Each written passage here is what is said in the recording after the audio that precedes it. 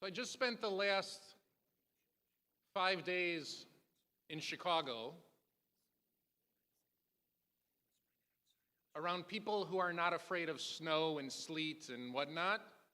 And then I came back to this city where people are terrified of the drizzle. And it put it all in perspective for me. We actually got incredible weather for the last 5 days. It was in the 40s and clear. And then the last day it was in the 30s and raining. And the difference between the 40s and 30s is a big difference. You can feel it right away. I wanted to talk this week about an experience that we had, and also because there's a lot of midrash written about the very end of this parsha.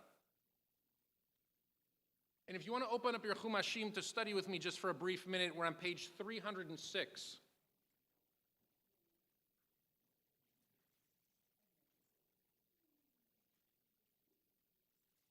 We're on page 306.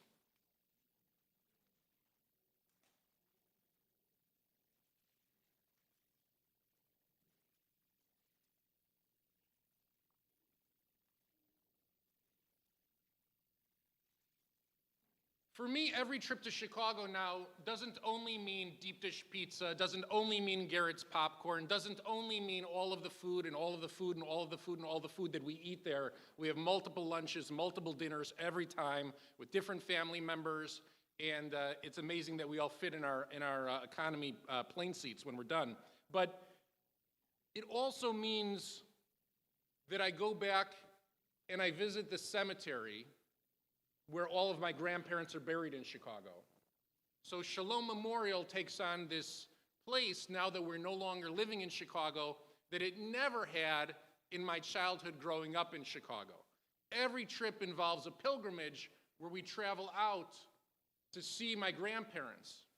There's a funny story. When I was in Israel with Michael Wacht in Herzliya, we woke up this morning and we had visited his aunt, we'd visited his uncle, we'd visited his cousins, and all of a sudden one day he asked me, we got up real early every morning because of jet lag. He said, "You want to go visit my grandparents?" And I said, "Sure," and I didn't even think about it. I thought we were going to some apartment in Herzliya like we had all the other mornings, and then sure enough, he drove me to the cemetery. I said, "I'm visiting your grandparents, now I understand." This is part of who we are as a people. And Blair and I end up standing in front of Bon Gammy and Grandma Faye and Papa Nathan and her grandparents, Nani and Papi. And we end up inviting them to Simon's bar mitzvah because it's going to be the last time that we're there before the Simcha in June. And I can hear in my mind them say to me, "Are you nuts? Of course we're going to be there. You didn't have to come all the way to the freezing cold cemetery to invite us." But I know that so many of us do the same thing. We pay respect and homage to the tradition that's set down before us.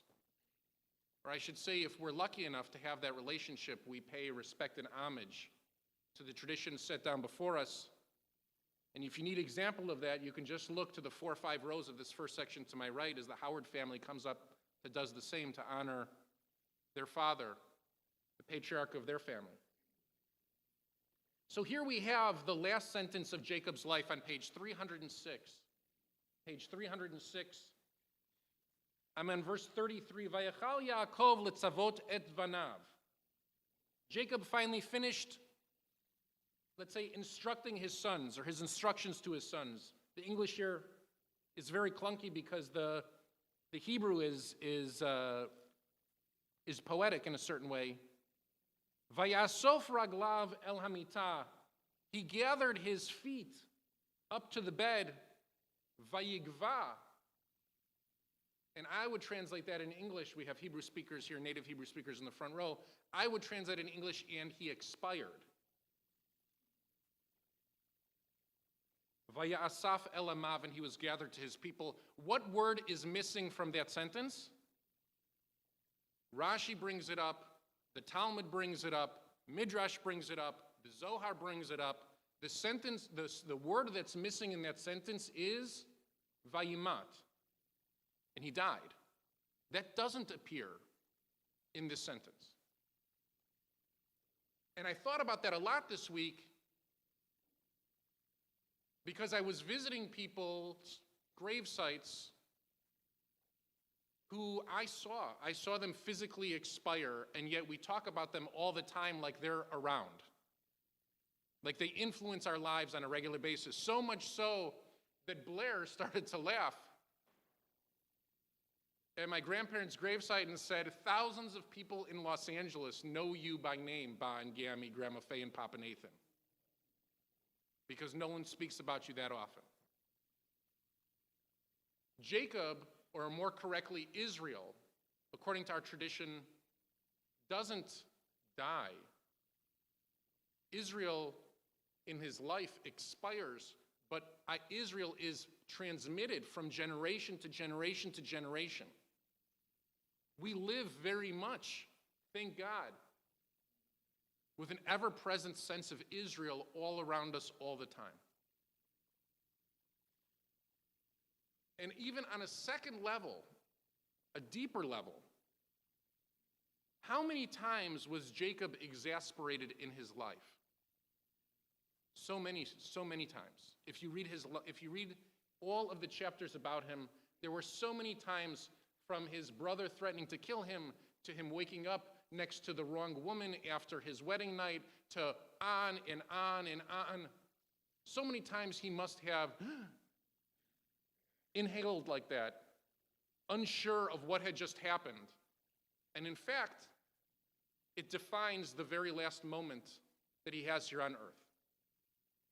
If we turn now to the Haftorah on page 314, keep your place.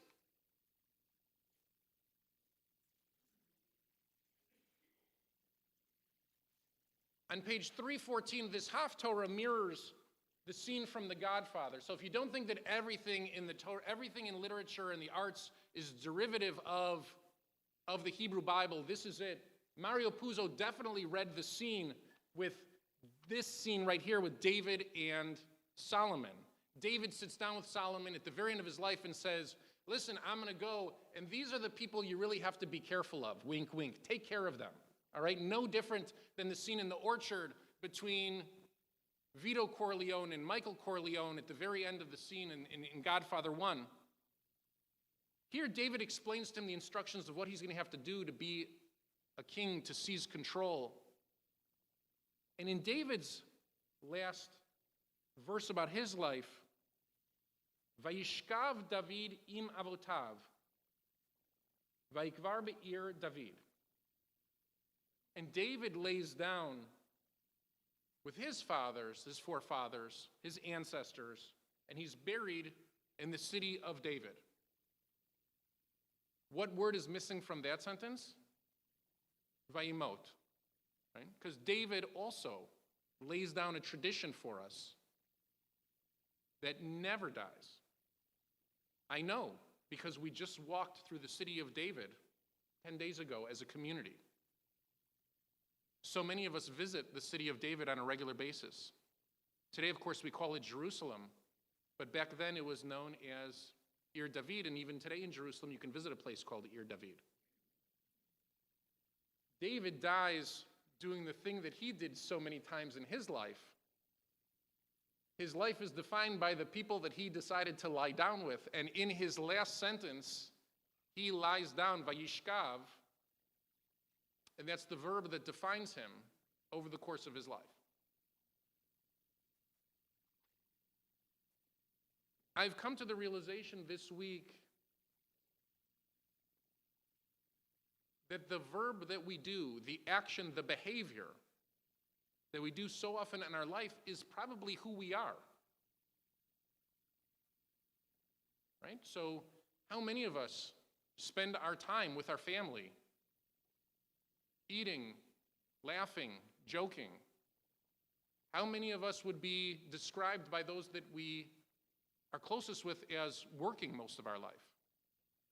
How many of us are described as devoted to the Jewish people?